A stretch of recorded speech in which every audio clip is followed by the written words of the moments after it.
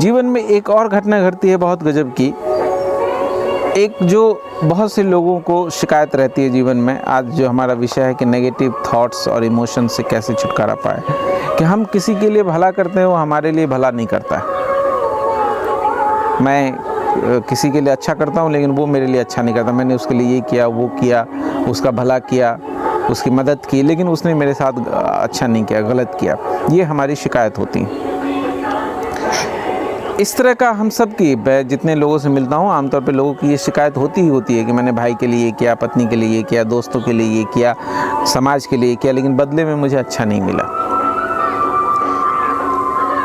लेकिन हम ये नहीं देखते हैं कि आप मान लीजिए मोहन नाम का कोई व्यक्ति है, आपने उसकी मदद की और मोहन ने बदले में आपकी मदद नहीं की। लेकिन ऐसा आपके जीवन में ज़रूर घटित होगा कि कोई रहीम नाम का व्यक्ति या सोहन नाम का व्यक्ति या मुरारी नाम का व्यक्ति ने जिसके लिए आपने कभी कुछ नहीं किया, उसने आपकी मदद की।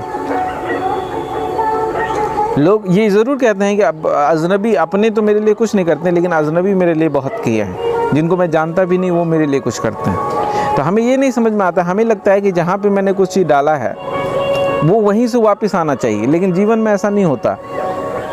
अगर आप पेड़ के जड़ में पानी देते हैं तो फल उसके तनों से आता है। तो आप सोहन की मदद कर रहे हैं तो मदद ज़रूरी नहीं है कि सोहन से ही निकल के आए, वो मोहन से निकल के आ सकता है, मुरारी से निकल के आ सकता है, रहीम से निकल के आ सकता है। जीवन में एग्जिस्टेंस में कोई भेद नहीं है, लेकिन हमें भेद दिखता है। हमारी ज़िद ये है कि मैंने तो सोहन के लिए अच्छा किया था, मुझे तो इसी से रिटर्न मिलना चाहिए, लेकिन उससे रिटर्न नहीं मिलता। जीवन ऐसे आपको, जहाँ आपने पानी डाला वहीं से फल नहीं निकलेगा, फल कहीं और से निकलेगा।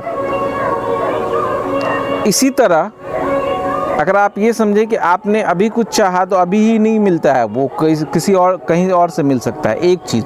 दूसरा, इसका ये भी मतलब हुआ कि जीवन में भेद नहीं है।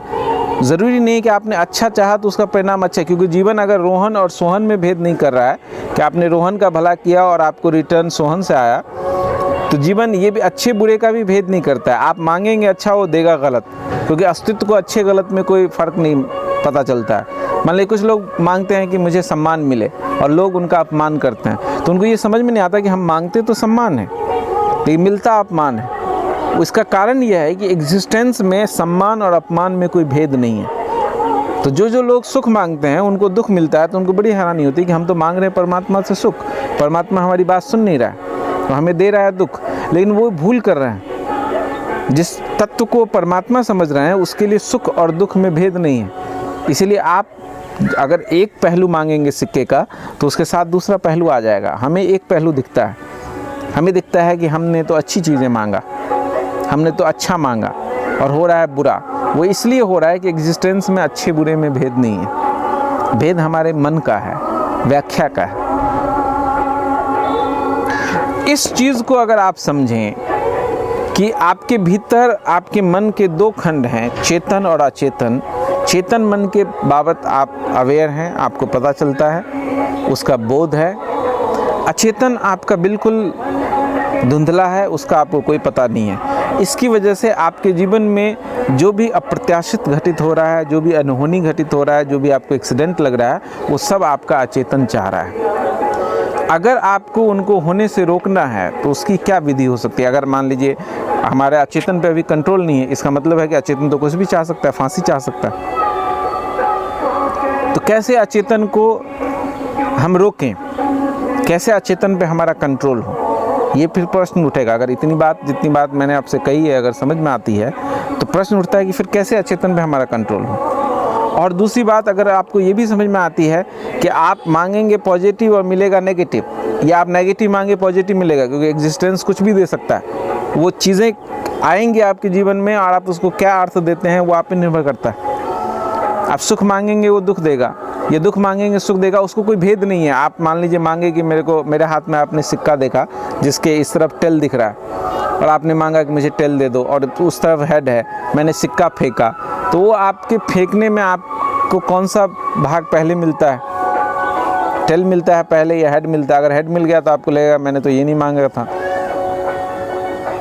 इसके विपरीत मिल रहा है। जो नहीं मांगा तो वो मिला नहीं आपको। दुख जिसको मिलेगा उसको दुख भी मिलेगा, जिसको दुख मिलेगा उसको सुख भी मिलेगा, जिसको सम्मान मिलेगा उसको अपमान भी मिलेगा, जिसको प्रेम मिलेगा उसको घृणा भी मिलेगा। ये दोनों का में कोई भेद नहीं है, इसलिए एग्जिस्टेंस आपको इकट्ठा फेंकता है।